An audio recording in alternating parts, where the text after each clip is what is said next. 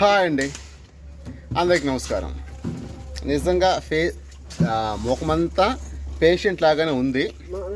ఏం చేద్దాం, అలా అయింది ఎఫెక్ట్. ఎనీవే అందరికీ గుడ్ మార్నింగ్. ఇప్పుడైతే సరదాగా రాజంపేట వరకు టోటల్ ఫ్యామిలీ ఒక చిన్న ట్రిప్ అంటే ఏదో షికార్కి అనుకోవద్దండి.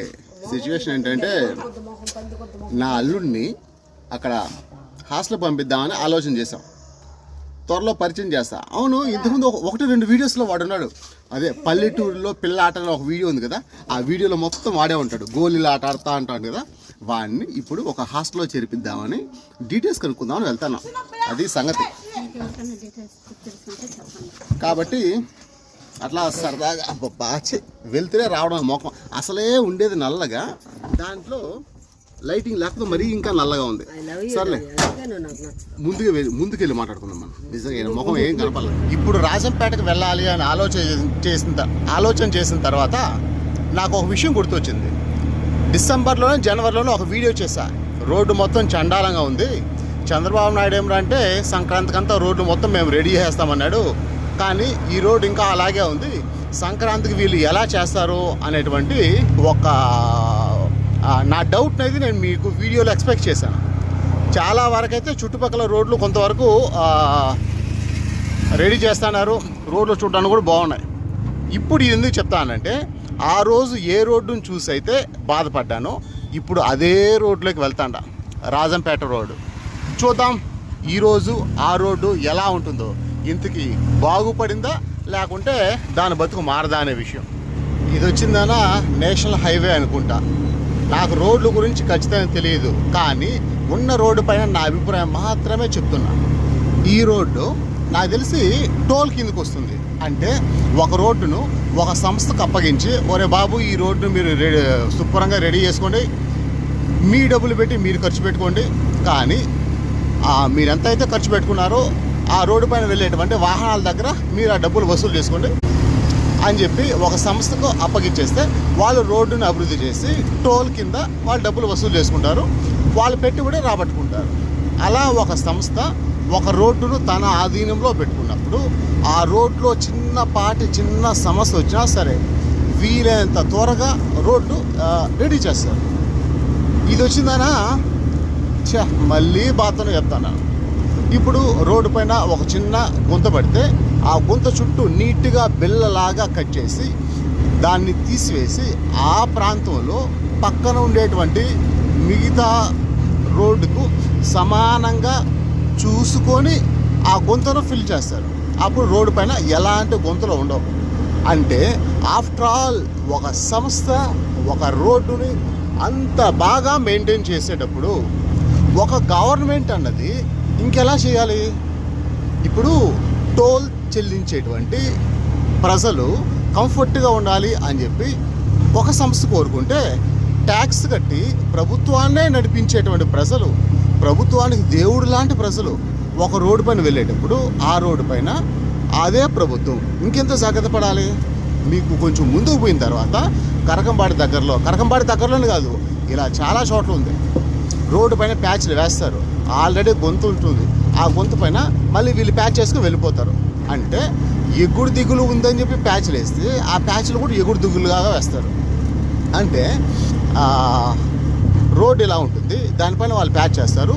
ఒక చిన్న బిట్టు మాత్రమే, అప్పుడు దన్ అని ఎగరతా ఉంటుంది.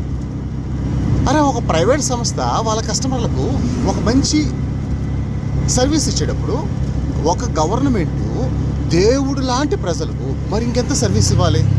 అయ్యా మీరు రోడ్డు వర్క్ చేయలేదా? సంతోషం, మా దగ్గర డబ్బులు లేవు, మేము వర్క్ చేయము, ఇది ఎక్సలెంట్. కానీ చేసే వర్క్ ప్రజలకు ఉపయోగపడే విధంగా చేయాలి కదా. సగం పనులు చేసిందనా మీ దృష్టికేమో మీరు రోడ్డుకు ప్యాచ్లు వేశారు, కానీ మా దృష్టికేమో ఇక్కడ గుంతలతో దన్నని ఎగరతా ఉంటుంది. ఇది నీలాంటి గొర్రెలు అడగరు, నాలాంటి గొర్రెలు అస్సలు అడగరు. మనం చూసి గొమ్మలైపోతాం కదా. మనం చూసి గొమ్మలైపోయినంత కాలం దాని గురించి పట్టించుకునేవాడు ఎవడో ఉండడు. నా కర్మ కొద్దీ ఇవన్నీ నా కంట్లో పడతాయి, నేనే అడగతా. రేపు ఎవడన్నా దొబ్బేవాడన్నా ఉంటే నన్నే దొబ్బతాడు. అయినా పర్లేదు అనుకో, బ్రతుకున్నామంటే మాట్లాడాలి. మాట్లాడిన రోజున మనం చచ్చాము అని దాని అర్థం. సర్లే ముందుకు పద, చూపిస్తా. నేను గమనించేటువంటి ఆ అద్భుతాన్ని చూపిస్తాను.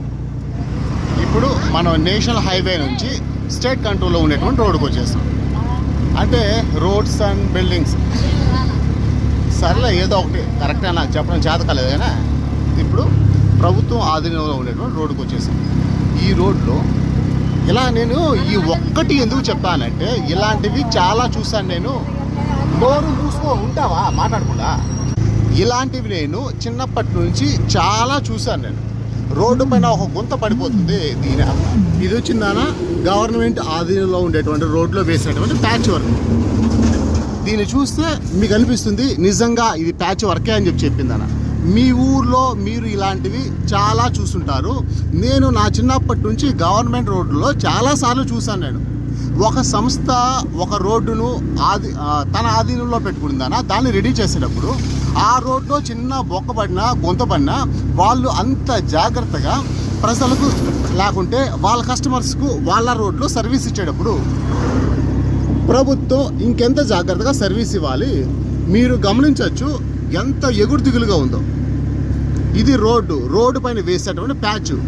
నేను ఏ టీడీపీనో వైసీపీనో విమర్శించడం లేదు. నా చిన్నప్పటి నుంచి గడిచిన 40 ఏళ్ళ కాలంలో నేను రోడ్లో అప్పుడు ఎలా చూశానో ఈరోజు కూడా ప్యాచ్ వర్క్ అలాగే చేస్తున్నారు. వీళ్ళు మారరా? ఎప్పటికి మారేటువంటి ఉద్దేశం వస్తుంది. ఒక సర్వీసు ఒక సంస్థ ఇచ్చేటప్పుడు దాన్ని అంత జాగ్రత్తగా వాళ్ళు చేసేటప్పుడు ఒక గవర్నమెంటు రోడ్డు ప్యాచ్ వర్క్ విషయంలో ఇంకెంత జాగ్రత్తగా ఉండాలి. గుంతలు పడ్డాయని చెప్పిందన్న, దందని ఎగరతాని చెప్పి ప్రజలకు ఏం చెప్తారు, మేము ఆ గుంతలు పూర్తి చేస్తామని చెప్తారు కదా.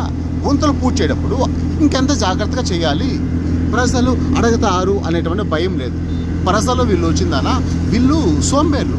వీళ్ళకి ఒక ఏదైనా ఉచిత పథకం వచ్చిందా దాన్ని తీసి జోబులో పెట్టుకున్నామా, జై అని చెప్పిందన్న, ఆ ఇచ్చిన పార్టీలకు జై కొట్టామా అనేటువంటి విధంగా ఉండాలి. కానీ ఏది అవసరం లేదు అని అడిగేటువంటి పరిస్థితుల్లో వీళ్ళు లేరు. వీళ్ళు అడగరు, వీళ్ళకి ఇది అవసరం లేదు. ప్యాచ్ పూడ్చారు అబ్బా అని అనుకుంటారు, కానీ ప్యాచ్ పూడ్చాల్సిన పద్ధతి అదేనా? ఇలా గుంతలుగా దిమ్ముగా రోడ్డు పైన వేసుకుంటూ పోవాలా? ఇది వరస్ట్, నీచం, నికృష్టం. ఒకవేళ మీ ఇండ్ల కాడ మీ రోడ్లలో ఎవడైనా సరే ప్యాచ్ వర్క్ చేస్తా అంటే నీట్గా గుంత తీసిందనా ప్యాచ్ వర్క్ చేస్తే అక్కడ ప్యాచ్ వేసేట కూడా తెలియకూడదు, అంత జాగ్రత్తగా ప్యాచ్ వర్క్ వేయని అడగండి. నిజంగా నాకు ఎక్కడో మండి చేస్తున్న వీడియో ఇది. ఎక్కడ మండిందని చెప్పి మీరే ఊహించుకోవచ్చు. బా అసలు ఎంత పెద్దదిగా ఉందో చూడు. జనరల్గా ఈ పక్క వైట్ లైను, ఈ లైన్కు ఆ లైన్కు మధ్యలో జనరల్గా ఒక లారీ సరిపోతుంది. కానీ ఇదేం రా అంటే టోటల్ ఎక్స్ట్రాగా రోడ్డు చివరకు ఉంది. అసలు ఇది ఏందో నాకు తెలియదు, కానీ పెద్దదిగా 2, 4, 5, 6, 7, 8 ఇక్కడ 8 16, ఇక్కడ 16 టైర్లు ఉన్నాయంటే ముందర కూడా అంతే ఉండొచ్చు. రిజిస్ట్రేషన్ వచ్చి నాగాలాండ్. ఎవడన్నా కొంచెం గ్యాప్ ఇచ్చి వెనకాల కానీ ఎవరు రాకుండా ఉంటే దీన్ని కొంచెం రికార్డ్ చేయొచ్చు ఎలా ఉంటుందని చెప్పి. ఎవడో బస్సు వస్తున్నాడు ముందర, కాబట్టి రికార్డు చేయలేవు. అమ్మ మధ్యలో ఎందుకు అట్లా డిస్టర్బ్ చేస్తాను? అదే దాన్నే అడుగుతాను. అది మీ అమ్మని అడుగుతున్న ఊరుకుంటా అమ్మా?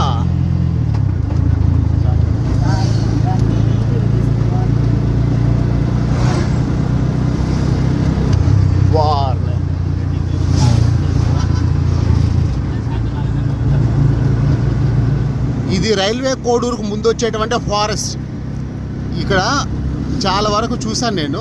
రోడ్డుకి అయితే ప్యాచ్లు అయితే వేస్తున్నారు, కానీ కొత్తగా రోడ్డు వేయడం అయితే ఈ రోడ్లు అయితే ఏం జరగలేదు. మొన్న మన ఫ్రెండ్ ఒక ఆయన వచ్చాడు కదా, ఆయనతో పాటు రోడ్డు పైన 500 కిలోమీటర్లు తిరిగాం 3 రోజుల్లో.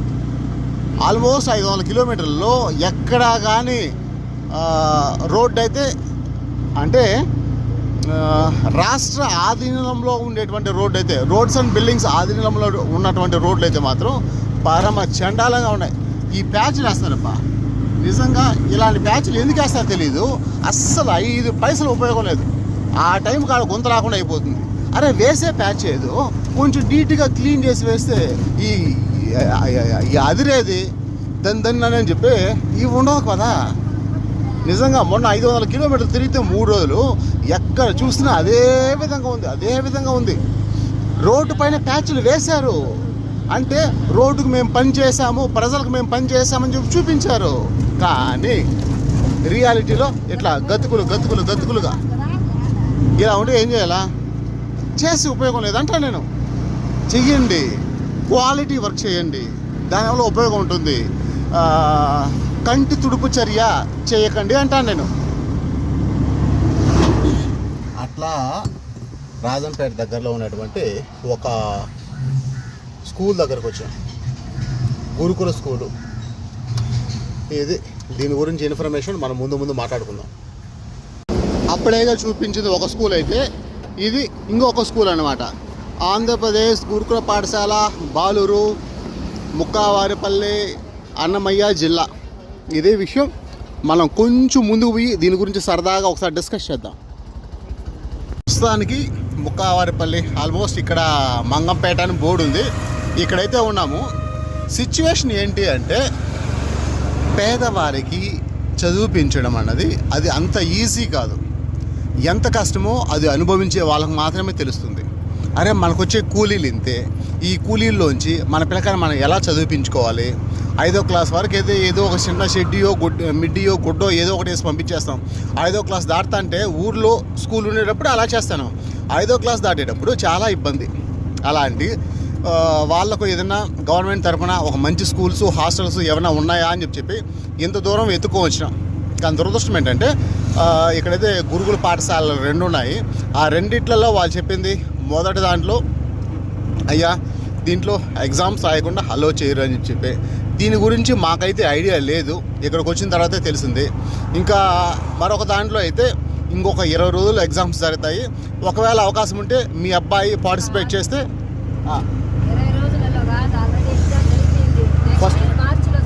ఫస్ట్ దాంట్లో ఏదో మాట్లాడతానంటే మా అమ్మ కొంచెం డిస్టర్బ్ చేస్తుంది. అదే విషయం ఏంటంటే రాబోయే 20 రోజుల్లో ఎగ్జామ్స్ జరుగుతాయి. ఆ ఎగ్జామ్స్లో కానీ క్వాలిఫై అయితే మా స్కూల్లో చేర్చుకునే అవకాశం ఉంటుందని చెప్పి వాళ్ళు చెప్పారు. ఇదే పరిస్థితి. చూద్దాం మా లక్ అదృష్టం ఎలా ఉంటుందో అని చెప్పి. మా అల్లుడి పైన అయితే కొంచెం కాన్ఫిడెంట్గా ఉన్నాము. వాడు ఖచ్చితంగా బాగా చదివే బిడ్డ, ఫుల్ యాక్టివ్, ఖచ్చితంగా పాస్ అవుతాడని చెప్పి. ఇప్పుడు మీకు అనిపించవచ్చు, ఏరా బాబు మీకు చిత్తూరులో, తిరుపతిలో హాస్టల్స్ ఏం లేవా, స్కూల్స్ ఏం లేవా, మరి రాజంపేటకి రావాల్సిందేనా అని చెప్పి. సమస్య హాస్టల్ ఒక చోట ఉంటుంది, స్కూల్ ఒక చోట ఉంటుంది. ఈ రెండింటి మధ్య డిస్టెన్స్ 1 కిలోమీటర్ ఉంటుంది. ఇలా చాలా రకాలుగా ఆలోచించినప్పుడు సరేలే మన పరిస్థితికి మన కంఫర్ట్ ఎక్కడుంది అని చెప్పి అలా కంఫర్ట్ని వెతుక్కునే క్రమంలో రావడమే కానీ అక్కడ తిరుపతిలో హాస్టల్ లేవు, చిత్తూరులో హాస్టల్ లేవు అనేటువంటి ఉద్దేశం అయితే కాదు. ప్రస్తుతానికి నాకైతే ఆకాశంలో ఒక 2 మేఘాలు కనిపిస్తున్నాయి. ఏదో సాంగ్ ఒకటి గుర్తొస్తుంది, జంట మేఘాలు ఇలా అని చెప్పి. అంటే యాజ్ డీస్గా పాడితే కొంచెం కాపరేట్లు పడే అవకాశం ఉంది. ఓ 2 ప్రేమ మేఘాలు ఇలా అన్నట్టు కనిపిస్తున్నాయి కదా. నిజంగా సూపరు. సర్లే చూద్దాం. ఎవరన్నా ఎమ్మెల్యేలు, ఎంపీలు కనీసం చిన్నపాటి పరిచయం ఉన్నా కూడా బాగుంటుంది. ఈ జర్నీలో ఇప్పటి వరకు నేను మీకు ఇంతకుముందు కూడా చెప్పాను, నేను బంగారం లాంటి రోడ్డు, బట్ మొత్తం గొంతులే ఉన్నాయని చెప్పి చాలా వరకు ప్యాచ్ వర్క్లు అయితే వేశారు. కానీ ప్యాచ్ వర్క్లు మాత్రమే వేశారు. ఇంత ముందుతో పోలిస్తే ఇప్పుడు కొంచెం బెటరే. కానీ ఈ ప్యాచ్ వర్క్ల వల్ల ఎక్కడ చూసినా ఇప్పుడు మీరు గమనించవచ్చు, కెమెరా కదలుతాన్నా లేకుంటే ఆటో కదలుతాన్నా ప్యాచ్ వర్క్లో అంత చండాలంగా ఉండదని దాని అర్థం. ప్యాచ్ వర్క్ వల్ల జరిగేటువంటి కొంతవరకు లాభం ఉంది. కానీ వేసే ప్యాచ్ వర్క్ను పర్ఫెక్ట్గా వేయరే. డబ్బు ఖర్చు పెడతారు, అన్నీ చేస్తారు, కానీ దాన్ని పర్ఫెక్ట్గా ఉపయోగించరు. అది సమస్య. ఈరోజే కాదు, నా చిన్నప్పటి నుంచి ఉన్నటువంటి ప్రతి ప్రభుత్వాన్ని అలాగే చూస్తాను. ప్రతి ఊర్లోనూ మీరు గమనించండి, మీ ఊర్లో ఏదన్నా రోడ్డుకు ప్యాచ్ వర్క్ వేయాలంటే ఆడ ముద్దగా వేసేసి వెళ్ళిపోతారు. కొన్నిసార్లు అనిపిస్తుంది వీళ్ళు ఈ ప్యాచ్ వరకు వేయడం కన్నా వేయకుండా ఉంటేనే బాగుండు అనేటువంటివి మీరు మీ ఊరిలో చూస్తుంటారు. నేను కూడా చాలాసార్లు చూసాను. ప్యాచ్ వర్క్ వేసి బెస్టే, బట్ సరిగ్గా చేయకపోవడమే వరస్ట్. ఈరోజు జూన్ 10. ఇప్పటి వరకు ఈ సంవత్సరంలో మామిడికాయలు తినలేదు. మొన్న ఏదో 1-2 కాయలు టేస్ట్ చేశాను, కానీ అది కూడా అనుకోకుండా ఆ బిడ్డ తెస్తే, ఈ పిచ్చి బిడ్డ తెస్తే దాన్ని టేస్ట్ చేశాను. దాని తర్వాత ఇప్పుడుదా మామిడికాయలు ఈ రోజుదా కొన్నాం. ఆల్మోస్ట్ ఒక 2 కేజీలు 3 కేజీలు ఉంటాయి. సీజన్ ఎండ్ అయిపోయేటప్పుడు మీరు గమనించుకోవచ్చు, ఇవి రొమానీ కాయ వచ్చింది అంటే సీజన్ ఎండ్ అయిపోతుంది. సీజన్ ఎండింగ్లోనే ఈ కాయలు వస్తాయి. అలా కాయలు టేస్టే చేయకుండా నిజంగా మామిడికాయలు తినకుండానే సంవత్సరం పూర్తి అయిపోతుంది. మామిడికాయల సీజన్ పూర్తి అయిపోతుంది.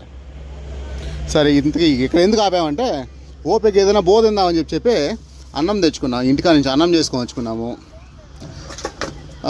గిన్నెలు తెచ్చుకున్నాము, ఊరగాయ తెచ్చుకున్నాము, చింతాకు పచ్చడి తెచ్చుకున్నాము, పెరుగు తెచ్చుకున్నాము.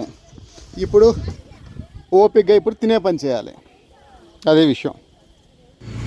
అట్లా రోడ్డు పైకి 5 గంటల కాడ బయలుదేరి వచ్చాను. ఇప్పుడు టైం అయితే 7:58. మొత్తం 3 గంటల్లో ఒక 500 సంపాదించి జస్ట్ ఇప్పుడే గ్యాస్ పెట్టాను. గ్యాస్కు 300 అయింది, అంటే ఒక 200 మిగిలింది. ఇంకా ఏం చేయాలబ్బా, రేపు ఆటో తోలుతాను లేదా ఏం జరుగుతుందో తెలియదు. ఓపిక లేదు. కానీ ఎందుకు వచ్చానంటే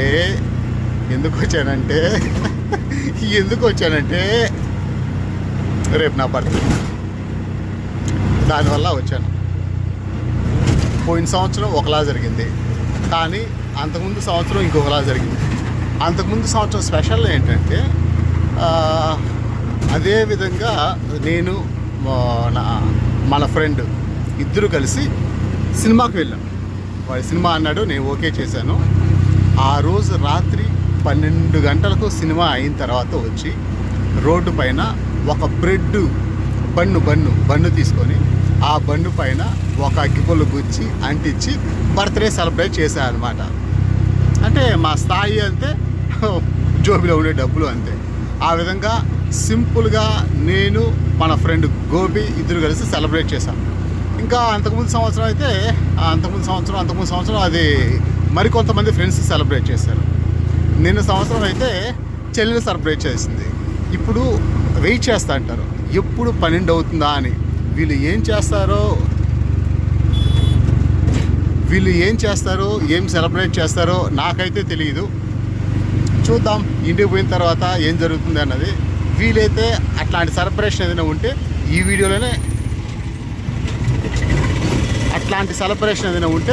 ఈ వీడియోలోనే యాడ్ చేస్తాను. రేపటి ప్రోగ్రామ్స్ ఏంటి అనే విషయాలైతే ఏమీ తెలియదు. నా బర్త్డే అన్నది నా చెల్లెళ్ళకి ఒక సెలబ్రేషన్. ప్రతి సంవత్సరం వాళ్లకు ఏదైనా పండగ వస్తుంది అంటే సంవత్సరంలో ఒకే ఒక పండగ నా బర్త్డే. వాళ్ళు పుట్టినప్పటి నుంచి కూడా అది ఎందుకో తెలియదు. కానీ ఇప్పుడు ఒక చెల్లె నా దగ్గర ఉంది, ఇంకో చెల్లె దూరంగా ఉంది. చూద్దాం ఏం జరుగుతుందో.